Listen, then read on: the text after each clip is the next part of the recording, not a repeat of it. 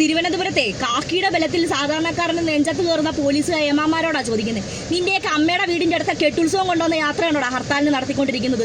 Road ഒഴിച്ചിട്ടും വണ്ടി പറഞ്ഞു വിടാനെ കൊണ്ട്. ഹർത്താലിന്റെ അർത്ഥം എന്തോ? നീയൊക്കെ ഈ നാട്ടിലെ രാഷ്ട്രീയ പാർട്ടിക്കാർ ഹർത്താൽ നടത്തുമ്പോൾ ഓച്ചാനിച്ച് റോഡിന്റെ സൈഡിൽ പോയി കൊടിയുടെ മറവി ഒളിച്ചു നിൽക്കുന്ന മറ്റേമ്മമാർ ഇപ്പം വന്നിട്ടും സാധാരണക്കാരനെയും ദളിതനെയും പട്ടികജാതിക്കാരനെയൊക്കെ അടിച്ചു ഒതുക്കാൻ വേണ്ടി നിനക്കൊക്കെ നല്ല കയ്യൊക്കെ ഉണ്ടല്ലോ. ഇവിടെ കേരളത്തിൽ ഒന്നാം തരം ഹർത്താൽ പ്രതിഷേധം നടക്കുന്ന തിരുവല്ലയില്ല, അങ്ങ് കോട്ടാലി പോലുള്ള സ്ഥലങ്ങളിലോട്ട് നീയൊക്കെ ഈ കാക്കി ഇട്ടുകൊണ്ട് ചെന്ന് കയറി കൊടുക്കണം. അവന്മാർ വെട്ടിപ്പൊളത്തി നിന്നെയൊക്കെ അങ്ങ് തിരുവനന്തപുരം തലസ്ഥാന നഗരിയിലോട്ട് വിടാം. എന്നൊക്കെ നിന്റെ മന്ത്രിമാർ വരെ മറ്റോമാരുടെ മുമ്പിൽ പോയി ഓച്ചാനിച്ച് നിൽക്കും. കാരണമേ ഞങ്ങളുടെയൊക്കെ ഒരു കൂട്ടം ആളുകളുടെ വോട്ട് മേടിച്ചിട്ടാണ് നിന്റെയൊക്കെ ഏമാമാർ അവിടെ ഇരിക്കുന്നത്. അതിന് നട്ടലുള്ള ഈ സ്റ്റാറിന് ഉറപ്പുള്ളവന്മാർ ഇറങ്ങി വരട്ടെ.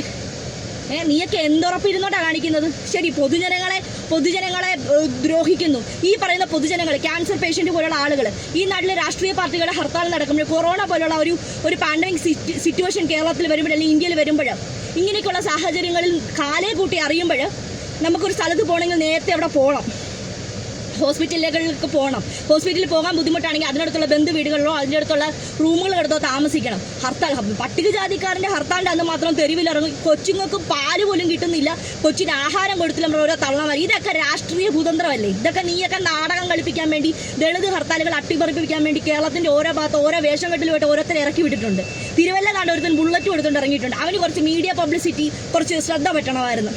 കുറേ മാധ്യമങ്ങളുണ്ട്, ഈ മുൻകിട ചാനലുകൾ, അതിൻ്റെയൊക്കെ പേരെടുത്ത് ഞാൻ പറയുന്നില്ല. ഇപ്പം സമരം അവസാനിപ്പിച്ചു, സമരക്കാർ പിന്തിരിഞ്ഞു പോയി, സമരക്കാരെ കയ്യേറ്റം ചെയ്തു. ഇവിടെ സമരം നടത്തുന്നവനെ അണ്ണാക്കി കയറി കൈയിട്ടിട്ട് ചൊറിയാൻ പോയിട്ട് നീയൊക്കെ സമരം നിർത്തി.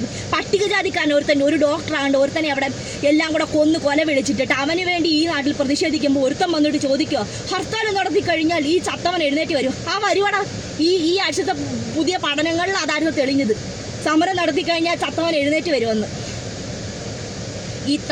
ഞാൻ ഇന്നലെ പറഞ്ഞ ഒരുത്തം വന്ന് കമന്റിട്ടപ്പോൾ പറഞ്ഞ പോലെ ഈ രാഷ്ട്രീയക്കാരൻ്റെ അടിമയായിട്ട് കുറച്ച് അധികാരം കൈ കയറി കഴിയുമ്പോഴത്തേക്ക് നട്ടലുള്ള ആണുങ്ങളെ, കൈക്കുറത്തുള്ള ആണുങ്ങളെ കാണാതെ, അല്ലെങ്കിൽ പെണ്ണുങ്ങളെ ആണെങ്കിലും കാണാതെ, ദളിത് ഹർത്താലല്ലേ ഇവന്മാരെയൊക്കെ ഒരു പാഠം പഠിപ്പിച്ചേക്കാൻ തല്ലിച്ചതച്ചേക്കാന്ന് പറഞ്ഞ് ഹുങ്കിലിറങ്ങുന്ന കുറേ അവന്മാരുണ്ട്. അപ്പം നീയൊക്കെ പിടിച്ചോണ്ട് പോകുന്നവന്മാർ ഇവന്മായിട്ട് തല്ലിച്ചതക്കണം. എന്നിട്ട് ഞാൻ ഈ പറഞ്ഞ പോലുള്ള സ്ഥലങ്ങളിലോട്ടൊന്ന് ഇറങ്ങി നടക്കണം. നട്ടപ്പകല്, രാത്രിയല്ല ഞാൻ പറഞ്ഞത്, നട്ടപ്പകൽ നീയൊക്കെ ഇറങ്ങി നോക്കണം. ഇനി ഒരുത്തനെയും കൂടെ തൊട്ടിട്ട് ഇത് പഴയ രീതിയല്ല. നിതിൻ്റെ വിഷയത്തോടെ തന്നെ ഈ നാട്ടിൽ ഒരു വിഭാഗം ആളുകൾ ഒറ്റക്കെട്ടാണെന്ന് നിനക്കൊക്കെ ഇപ്പോൾ ബോധ്യമായല്ലോ.